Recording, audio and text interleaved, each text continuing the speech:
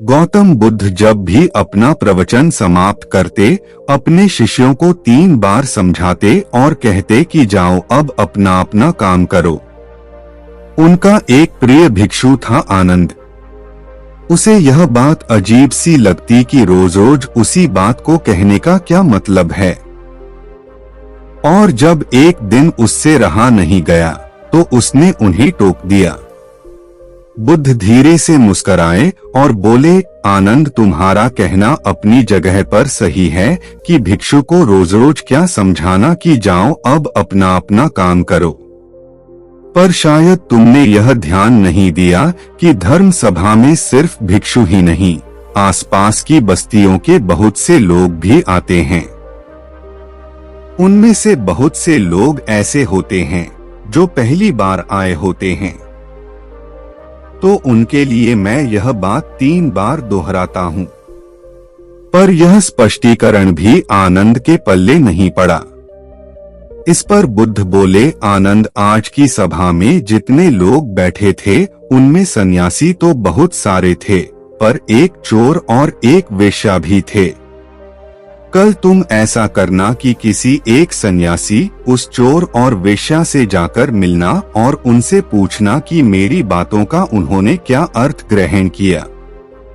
यह सुनकर आनंद और आश्चर्यचकित हुआ कि इतने लोगों की भीड़ में बुद्ध ने चोर और वेश्या को एक नजर में कैसे पहचाना। और भला मैं कैसे जानूंगा कि वह चोर और वेश्या कहाँ रहते हैं। बुद्ध उसके मन की बात समझ गए। उन्होंने आनंद को चोर और वेश्या के बारे में बताया और जाकर आराम करने को कहा। आनंद ने जैसे तैसे उत्सुकता में वह रात काटी और अगले दिन सुबह सुबह तहकीकात के लिए निकल पड़ा। सबसे पहले वह एक सन्यासी के घर पहुंचा जो बुद्ध की धर्म सभा में नियमित रूप से आता था। आनंद ने उससे पूछा, रात्रि सभा में बुद्ध ने जो आखिरी वचन कहे कि अब जाकर अपना अपना काम करो, आपने उससे क्या सीखा। इस पर वह भिक्षु बोला, इसमें सीखने वाली क्या बात है। भिक्षु का नित्य कर्म है शाम को ध्यान, अल्प भोजन और विश्राम।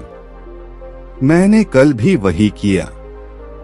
आनंद को पता था कि भिक्षु से उसे यही उत्तर प्राप्त होगा। अत वह मुस्कराया और चोर के घर की ओर चल पड़ा। पूछते पूछते वह चोर के घर पहुंचा।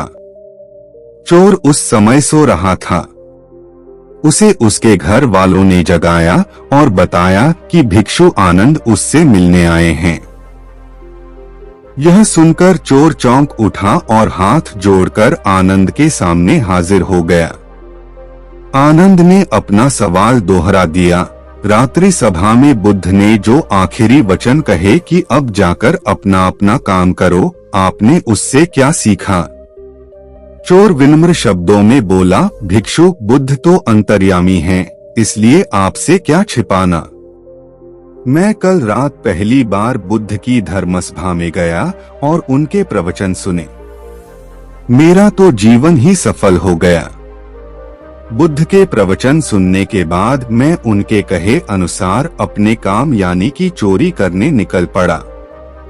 और कल इतना तगड़ा माल हाथ लगा कि अब आगे मुझे चोरी करने की जरूरत नहीं पड़ेगी। अब मैं अपना जीवन आराम से काट सकूंगा। चोर की बात सुनकर आनंद हैरान रह गया। वह वहां से उठा और वेश्या के घर की ओर चल पड़ा। वेश्या आनंद को देखते ही पहचान गई। उसने आनंद को प्रेमपूर्वक घर के भीतर बुलाया और उनके लिए जलपान लेकर आई। जलपान ग्रहण करने के बाद आनंद ने वेश्या के सामने भी अपना सवाल दोहराया। यह सुनकर वेश्या बोली, भिक्षु, भगवान बुद्ध ने अपने प्रवचन के अंत में कहा कि जाओ अपना अपना काम करो। सो प्रवचन के बाद मैं अपने घर आई और अपनी नाच गाने की महफिल सजाई। लेकिन बुद्ध के आशीर्वाद से कल के जैसी महफिल तो कभी नहीं सजी। कल मेरी महफिल में कई बड़े बड़े राजे महाराजे पधारे। उन लोगों ने प्रसन्न होकर इतना धन धान्य मुझे दिया कि अब मुझे धन के लिए ये कर्म करने की आवश्यकता ही नहीं पड़ेगी। आनंद के आश्चर्य की सीमा न रही। वह वहां से वापस महात्मा बुद्ध के पास गया। उसने बुद्ध को जाकर प्रणाम किया और उन्हें सारी बात कह सुनाई। बुद्ध बोले, आनंद, इस संसार में जितने भी व्यक्ति हैं, सबके मस्तिष्क अलग अलग हैं। वे सभी लोग अपनी बुद्धि और क्षमता के अनुसार ही हर बात का मतलब निकालते हैं। इसीलिए मैं अपनी इस बात को 3 बार कहता हूं कि जाओ अब अपना अपना काम करो। इसके पीछे मेरी सोच यही है कि किसी के समझने में कहीं कोई कमी न रह जाए। लेकिन इसके बाद भी लोग उस बात का मतलब अपने अपने हिसाब से समझते हैं और इसका कोई उपाय भी नहीं है। इसीलिए ये सृष्टि ऐसी है। हम इसे बदलने के लिए लोगों को प्रेरित तो कर सकते हैं, पर हमारी बातों का कितना असर उन पर होगा, यह कोई नहीं जानता। इसीलिए मैं सभी के साथ एक समान व्यवहार करता हूं और सभी को एक समान अपना अपना कार्य करते रहने के लिए प्रेरित करता हूं।